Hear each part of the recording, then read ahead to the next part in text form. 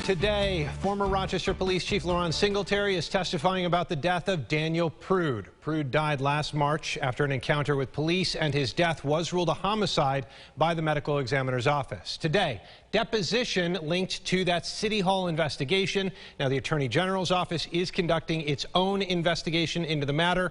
Kayla Green has been following the deposition all day and joins us now live. Kayla, a lot to take in today. What stood out to you? Adam, yes, lots to unpack here, but over the past several hours, we've heard a lot of testimony surrounding two phone calls from March between former Police Chief Singletary and Mayor Lovely Warren, which identify some inconsistencies in their accounts of these conversations. One specific detail, the mayor said back in September, Singletary told her that Prude had a drug overdose, and today Singletary says he never said that. Singletary says March 23rd is when he first became aware of RPD's encounter with Daniel Prude. He says because Prude's condition wasn't good and officers had physical contact with him, he told the mayor.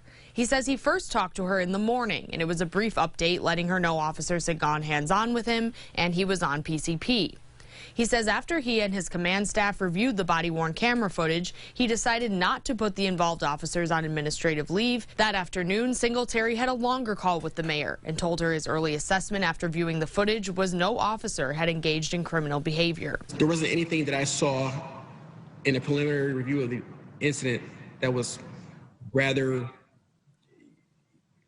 conclusive that I can say that the officers acted in a manner that was justified or not justified. During the call, Singletary says he named the officers who restrained Prude and explained how they restrained him. Back in September, the mayor said, when our officers responded on March 23rd, I was informed that day by Chief Singletary that Mr. Prude had an apparent drug overdose while in custody.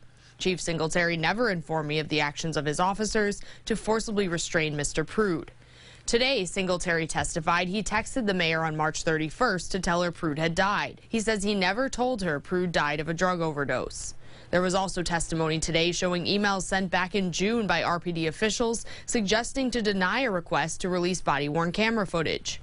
In these emails, officers noted the reason as fearing a comparison with the recent death of George Floyd and blowback from the community. And you believed that from your perspective, falsely comparing those two things or treating them as being comparable and the same would potentially create violent blowback in the Rochester community, right?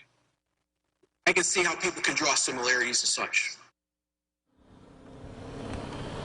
Singletary also testified today. He told the mayor on April 13th that Prude's death had been ruled a homicide by the medical examiner. The mayor said back in September she didn't know this until August 4th, when she also says she viewed the body-worn camera footage for the first time. Live in Rochester, Kayla Green, News 8.